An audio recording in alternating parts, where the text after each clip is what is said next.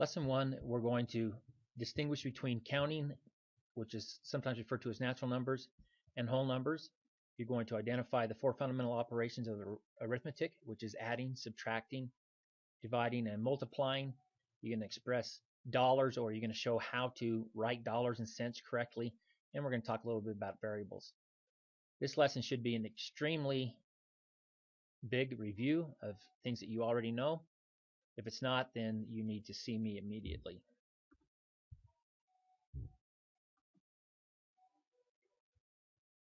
Throughout these lessons, we're going to have a lot of vocabulary words. This is a big list. Normally the list isn't this long, but because it is review, it is longer than the ones you'll see in the future. I have a vocabulary list in Canvas for you to print out and review. You need to make sure you know what these mean, because the high stakes tests love to use terms like quotient, product, difference, divisor. They don't use common terms that you or I use. They like to use these math terms. So it's important that you know what they mean so you're not confused when you take those tests. So please download that and review it. I will go over the more important ones in this lesson, but for the most part, you're going to have to do it on your own. All right, so the numbers that we say when we count are called counting numbers or natural numbers. We can show this set of counting numbers as using the ellipses there as 1, 2, 3, 4, and 5. It goes 6, 7, 8. It's all the positive numbers that we count with. Anytime that we include 0 in that same set, then they become whole numbers. So counting numbers do not include 0. Whole numbers include 0 plus all of the counting numbers. Neither of those two groups include negative numbers or numbers in between those numbers. For example, anything between 0 and 1, like 0.5, would not be a counting number or a whole number. As you look down here at the bottom on the screen, you'll see that it talks about ways to express 50 cents. It can be expressed 2 different ways, with a dollar sign or with a cent sign. Either one is acceptable. What's not acceptable is what you see down here in this sign down here, where they're doing both. They got the decimal point there plus the cents. That's incorrect. That's not the proper way to express cents. So you need to make sure you know how to do that correctly. Take a minute now and work both of these 2 problems, A and B, in example 1. Pause the video, then come back and let's review it.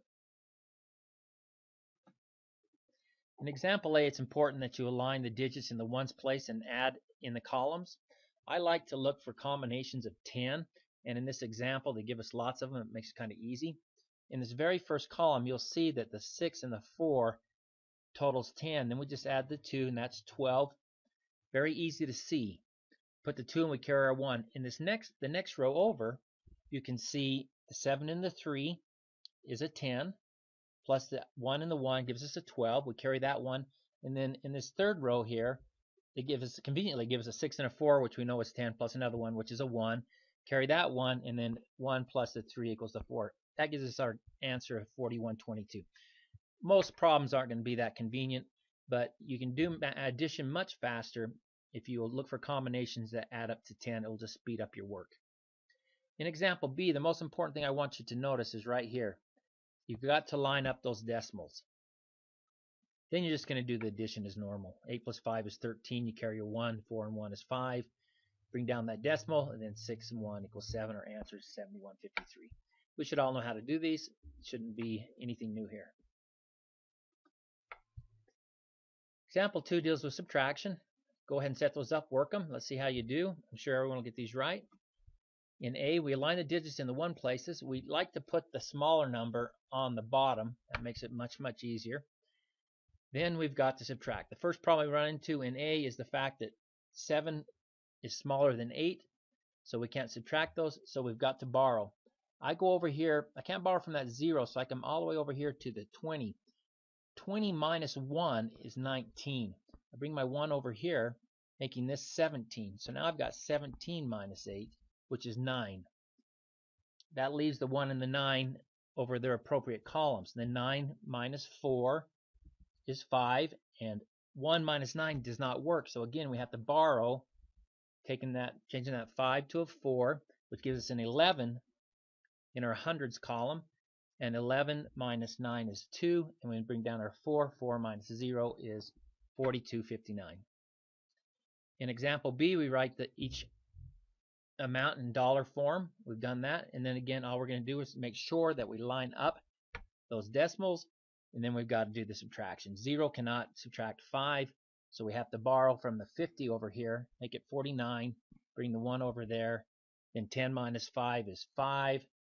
9 minus 2 is 7. And 4 minus 0 is 475.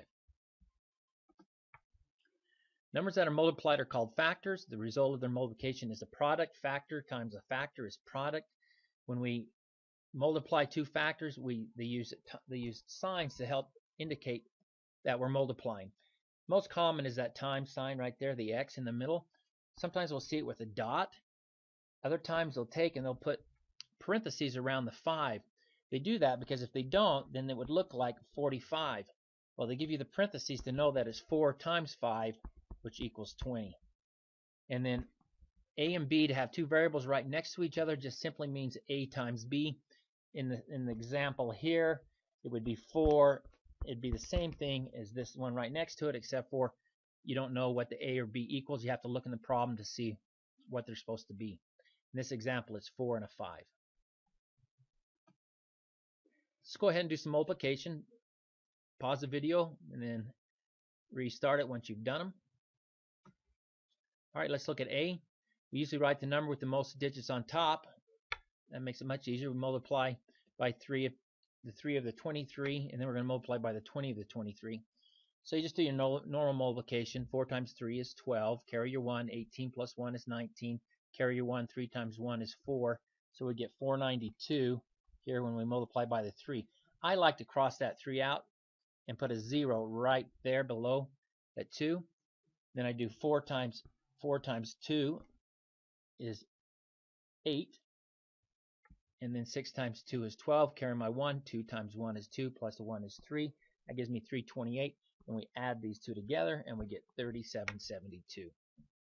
In B, we can just let that 20 kind of slide over there because the 20, we know what the 0 is going to do. So if we just move it over here out of the way, then just multiply 4.68 times 2, we get 93.6. Bring our 0 down, we end up with $93.60. In C, we can multiply 29 cents by 5, or we could do 0.29 times 5 and do that and come up with 145. And then because there's two numbers after our decimal point, we'd have to bring it over and put our decimal point there, so we know it's 1.45, which is $1.45. In this example here, 145 cents is $1.45.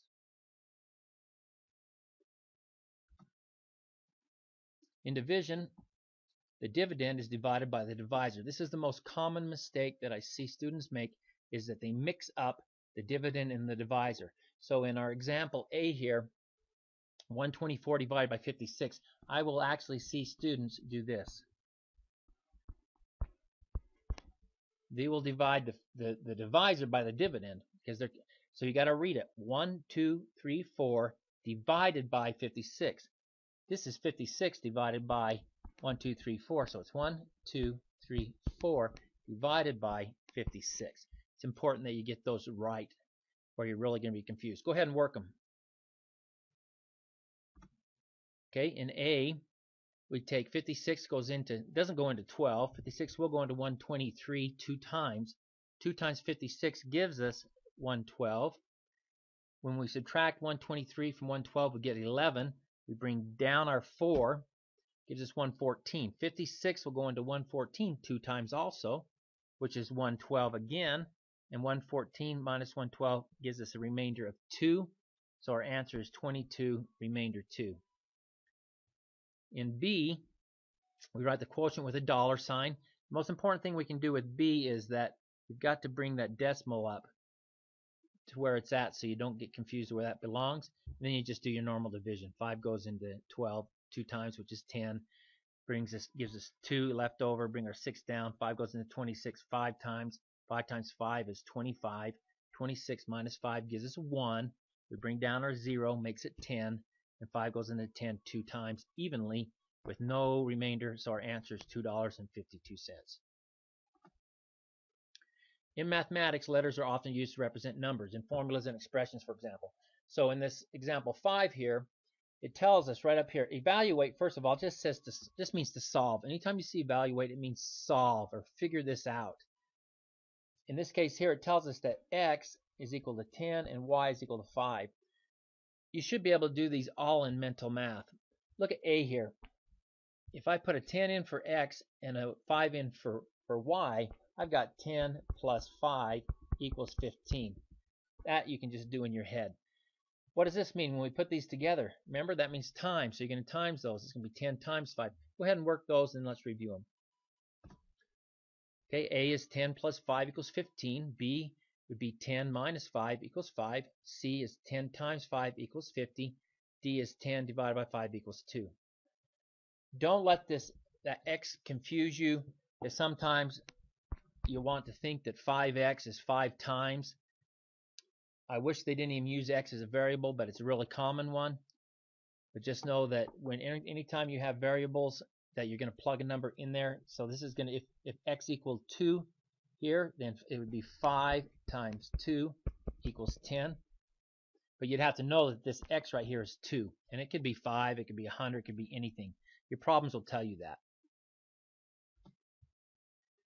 Your tickets in the door tomorrow are these problems here. You need to work these problems on a separate sheet. Type them on a piece of paper, email it to me, send it to me, submit it to Canvas or email it to me. And we'll see you tomorrow, and we'll work on our math together and answer any questions you might have.